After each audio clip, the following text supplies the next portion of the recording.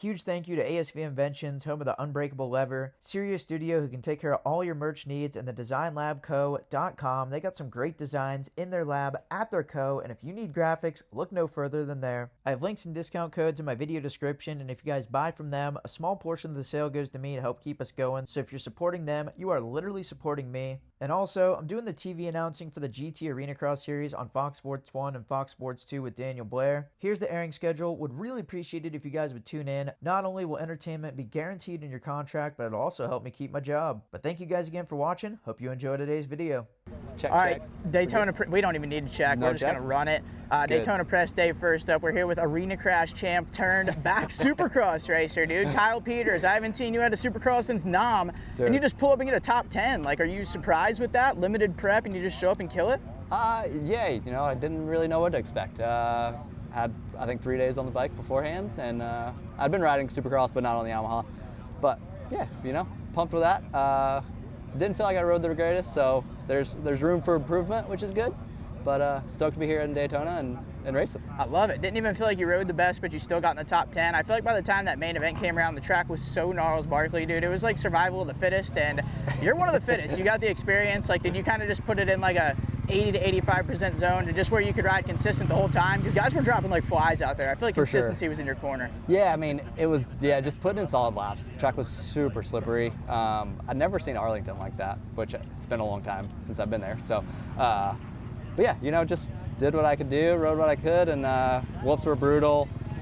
Couldn't jump them, couldn't skim them, I was struggling. So, yeah, you know, room for improvement, know what I need to work on and be better at. You'll have that on those bigger jobs. Then last thing. Thank you.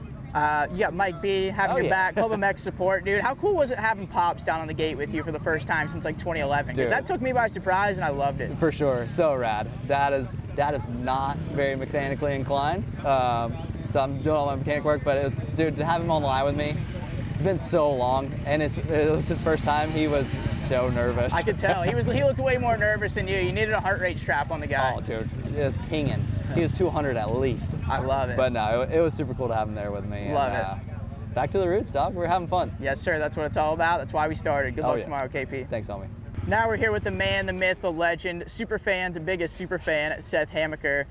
Before we even talk about stuff that's like about the race and stuff, talk about the backing from Superfan. Like, what is it like to have that much support from somebody who's just that insane about moto? Oh, it feels great. I mean, it gives me so much more confidence heading into these races. Yeah, I don't know when the next one he's coming to, but I need him here to in person to support. That we do, and we were just talking before the camera went on. I actually asked you right before the main. You were on the gate for the main. I asked you if you were doing it for Superfan, and tell the people a little bit about, like, you know, they might think you're a really serious guy. That's kind of what you portray, but you like to have a good time too. I mean, you're a cool dude. You like to have fun. Talk a little bit more about that, because you're not quite as serious as everybody thinks. For sure. Yeah, I kind of put that on a little bit. I guess, you know, a lot of people just see me at the races, and I'm definitely focused and locked in on what I need to do. But at the end of the day, you know, I still like to have fun, and I think that little stuff kind of goes a long way. And away from dirt bikes, I kind of like to goof around and have fun and just kind of talk shit, so it's fun. I love it, dude. We even got a swear word in the contract, no choice. But now we'll switch gears a little bit, talk about the opener. Actually, more about the prep into the opener. You were a little bit late as getting started in the off season. Do you think that affected your opener at all? And do you also think that might help you peak throughout the whole season a little bit better, because you didn't grind yourself into the ground before it even started? For sure. I don't really think it affected me at the opener at all. I think just more, you know, being the first race, just in general, no matter if you have, you know, 3 months on the bike or 1 month before the race, just getting that first one underway is always nice. And I felt like my riding was pretty good, and just during that main event, I just didn't have my best stuff and didn't give those top three a run, you know, throughout the whole thing. So all in all, I feel good, and I think, you know, the main thing is just to keep steadily improving and yeah, hopefully peak mid-season or towards the end, and that's where it really counts. That's what we need. And last question, this is kind of for the kids back home, or the kids that are amateurs that are just grinding it out and not quite cutting the mustard just yet. some people might not know, dude, like you were one of those kids for a long time, and then one summer it all just clicked. You went from being like a 25th place guy to just being a Loretta's champ out of nowhere. I used to work at South of the Border when you were training there. I mean, my guy would be in the gym at like 6 a.m., 3 hours before anybody else would even be there, just grinding it out. What do you actually attribute all your success to, just making that big jump? And do you have any advice for the kids coming up that might be in a similar spot?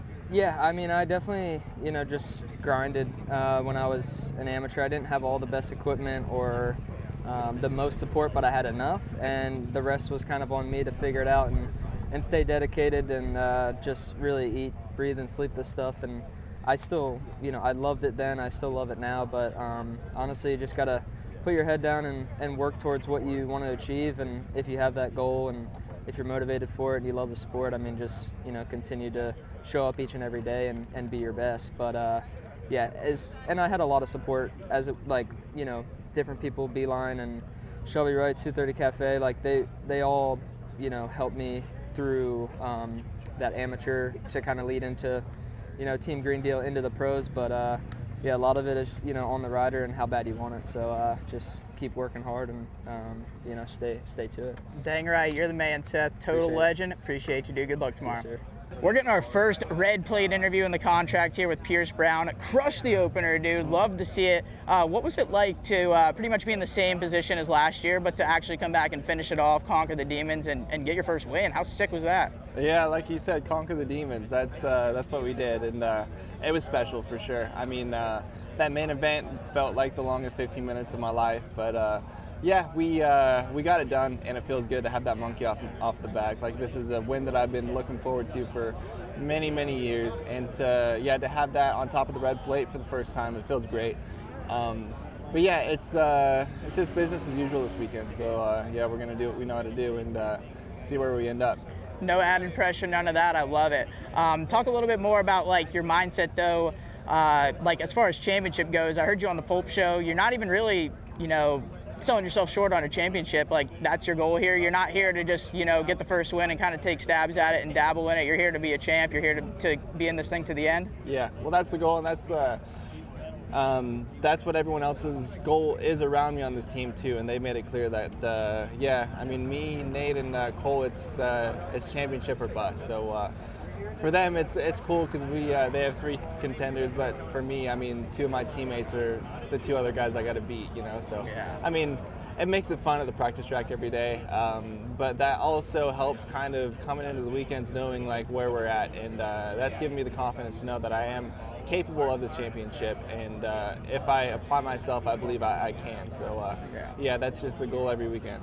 Yeah, that's got to be a massive advantage. I mean, you're at the farm with a straight-up national. I mean, just on this coast, you got 4 guys that crush it, including yourself. I mean, you guys could sweep the podium, and it wouldn't be that much of a surprise. But talk about a little bit about last weekend. I mean, you had that red light controversy. That obviously wasn't your fault. You didn't do anything wrong, but there's the keyboard warrior clown idiots, dude. They just have everything to say on the internet, even though they have nothing. They have no clue what they're talking about. Like, have you caught any flack? Like, have you caught any funny DMs of people talking crap to you, or are you just kind of zoning it out and enjoying the win?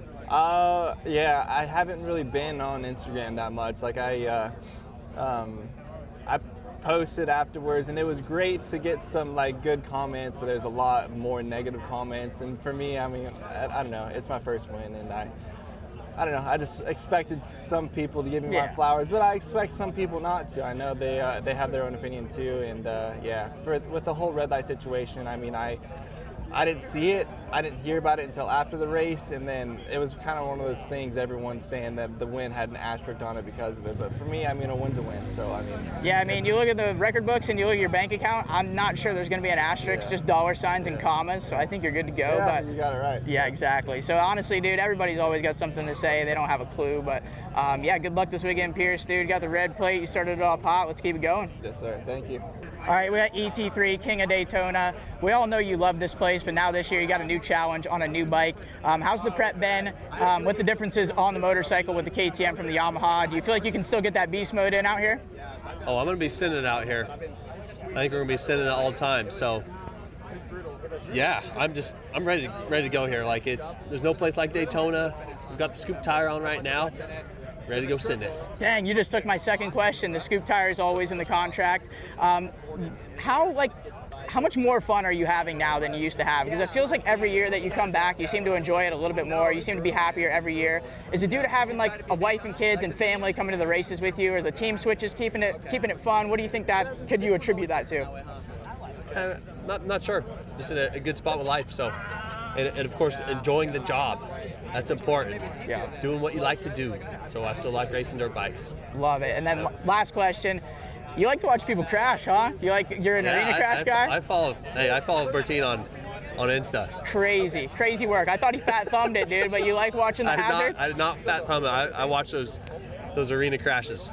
I love it. Yeah, I think it was a video of guys crashing in the whoops that got you, right? I don't know if you remember. It was a local night race, and it was just guy after guy with their knees on the tank, just weeding it in the whoops. That's what ET3 likes to watch in Cortez.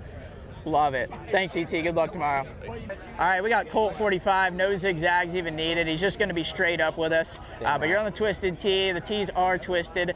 What's it been like this year? Because the team's kind of taken a step up now. There's Jason and Kenny, like two of those elite top 5 winning potential guys, and yourself, who also has potential out the ass. You're a 250 East champion. Like, what's that been like as far as the benefits for having 2 of those guys on the team now along with yourself? Oh, it's been huge, man. Jason has brought a lot to the team, just from like even a setup standpoint. Like he's smart, dude. He's been around for a long time.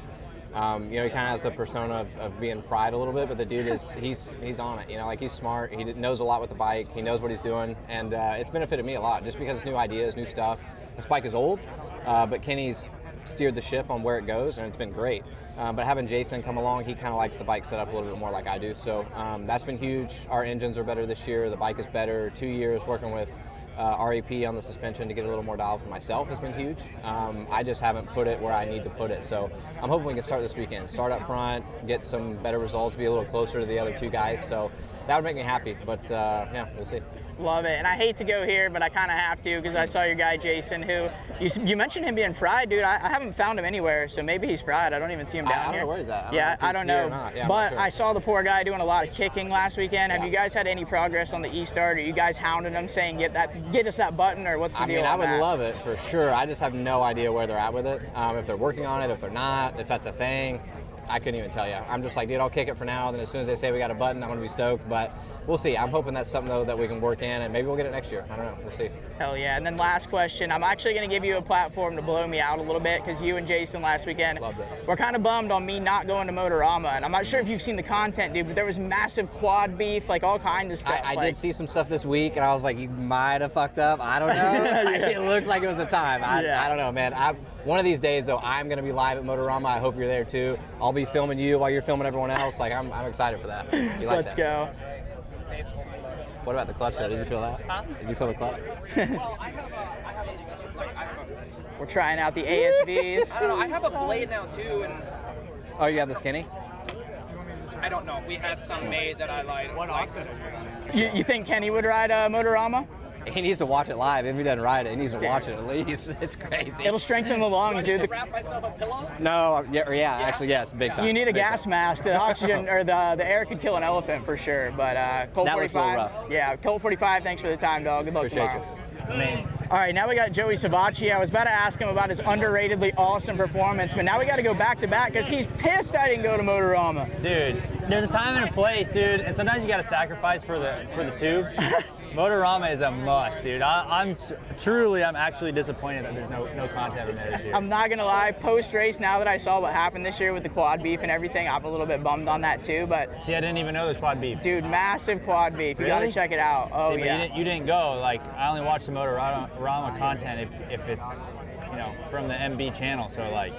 Dude, we got a serious supporter. I appreciate it, Joe Dog. And then keeping this conversation in the fun department, dude, I've been seeing some absolute battles on Twitter about all kinds of stuff, dude. Like, stupid stuff, politics. I mean, you look like you're just having fun with it, right? Like, just getting people worked honestly, up, just rage baiting them. It's become a thing now, especially with Steve, that I like to start something and then I just won't log back onto Twitter for like probably a day, 2 days, and then I'll come back and my notifications are filled and he's still going at it. You just let the world go up in flames and you don't even watch. I like to throw a match in there and then see, all right, it's on fire, then I turn around and I leave and I just come back. Unreal. It's a bit diabolical, but it's worth it. Hey, sometimes that's the way you got to go for content. You You need the views, dude. It's clickbait, but a different kind of clickbait. Yep. Hey, everybody's got their own way of baiting. But hey, real quick, a legit topic about your riding, dude. It's been an unreal year, I feel like, for you, just in the riding department. I know you want more out of results. I know you always want more because you tend to be at the glass half empty national. But are we at least like, are we satisfied? Are we happy? I know we want more, but like, how are we feeling? Yeah,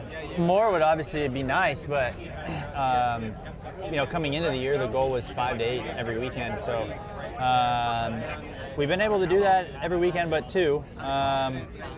And both weekends that we haven't been able to do that have involved a crash, which I guess last weekend I crashed also. But yeah, I mean, the riding's really good. I feel like I'm in a good place.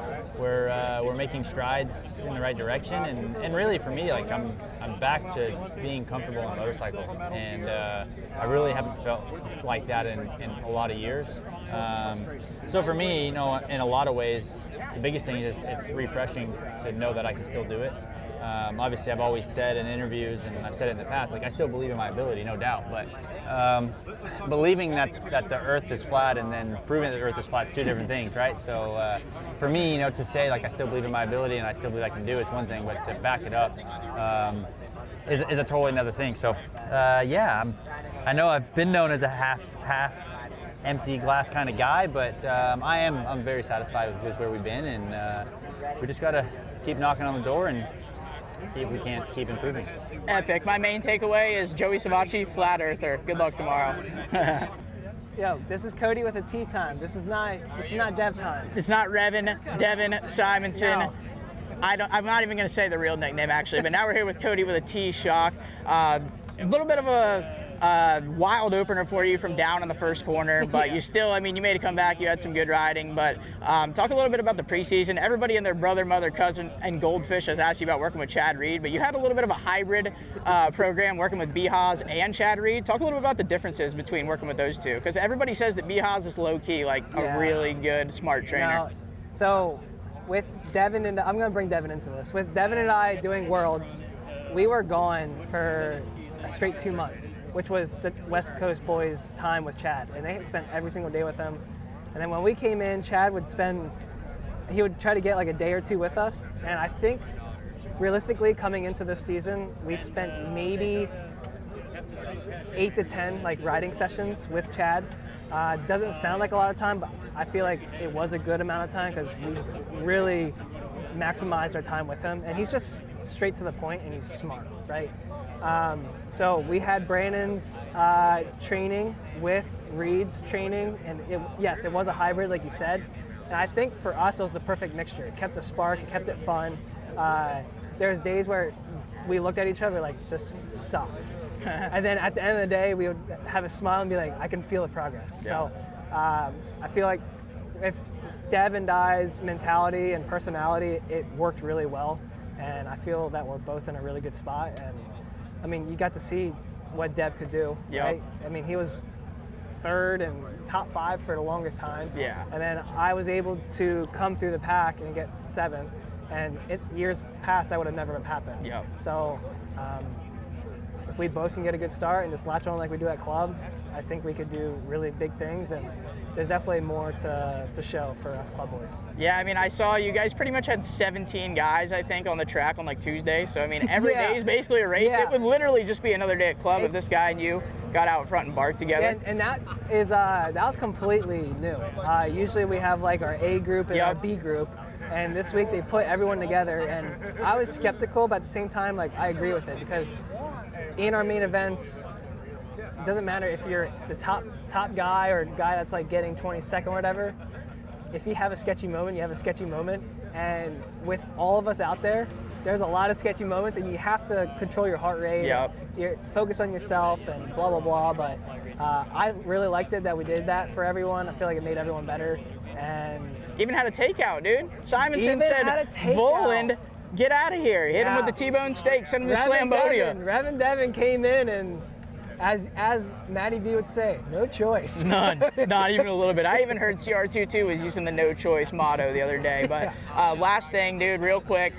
I knew you growing up as, you were really fast, ultra talented, but the results didn't come for a long time. You were even in college for a long time, dude. Yeah. Like, how crazy is it that you're in this position to where you've gotten third in the Supercross series, like you got second last year. Like, how crazy is this to even be here? Matt, I'm not even gonna lie. If I were to be done tomorrow, I would say that I've accomplished everything I've ever wanted to. Right now, everything for me is just adding to my resume or whatever. I'm just grateful. It's fun. I know what the real world can look like. And not cool. Yeah, it's not cool. And I'm fortunate enough that we can make a living racing our dirt bike, and I just need it to always make sense, and it does. And yeah, I've definitely come a long way. I definitely know I can do more. I'm trying to get there. I'm gonna keep it real with everyone on the channel. This shit is a lot easier said than done. You're damn right. Why do you think I'm saying it and not doing it? Even when you commentate and you say that the track is like gnarly, like when your heart rate is at 180 and you are just toast and you still have to hit the whoops, it gets pretty scary out there. And it's hard to replicate what you do on a practice day in a race environment. And I feel like I'm getting closer, and really hoping that at some point during the season, it'll show. And I felt like it showed in Arlington. I started too far back, and cameras aren't on, right? Yeah. Nobody looks that far back, but I did something similar to what Cole did, right? But he got fifth, and obviously, homie was crushing them. Yeah. And I want to be like that one. Yeah. So I might have to hit Cole up on MX bikes and try to figure out how to do it. But side by side. But yeah, just ready to go racing. Let's have fun, dude. I love it, dude. You're the man, Cody with a T. You got a fan out of us here on the channel. Good luck tomorrow. Thank you. Now we got Cullen Park, Phoenix Honda. A self-proclaimed career day in Arlington, dude. You're on the board in practice, fast times. You were really good in the main until that crash, but you still salvaged a solid result, dude. Talk about, like, are we on another level this season? What would you attribute that to? Because it seems like you are. Yeah, we're definitely on another level this season. Like you said, I was on the board in both Group A qualifiers, something I've never done before, so that was really cool. And then, yeah, the main event was going good. I was in 7th, pushing to go for 6th, and hold on. Oh, sorry. All good. So, was pushing in 7th, going for 6th, and I stayed committed to skimming the whoops, and then it backfired on me. I ended up going down with like 4 to go. Got up, bars were all bent. Had no idea I was still in 9th, and luckily my mechanic McCracken put on the board like P9 4 laps, so I'm like, all right, we can manage for a couple more laps. And yeah, honestly, just stoked to bring home 9th after having that crash. But yeah, overall, super good. Spent the off season working with Michael Byrne out at the dog pound with Drew and Seth, and that's been really helpful, I think, as you could see in my speed and my riding. So looking to carry it into Daytona. Also, obviously, I have my trainer Blake Savage, have Heath Harrison at the races, and then Jason Fowler as well. So yeah, it's been really good, and I'm just looking to have the result match the riding now this weekend. I love it. I just got told I got to wrap it up. I had a couple more things for you about how your amateur career was not really quite indicative of what you've been doing as a pro. I feel like you've really peaked at the right time as a pro, but maybe we'll talk about that at another time. You're coming on strong. Good luck, CP. Yep, thank you. I appreciate it. Yes, sir.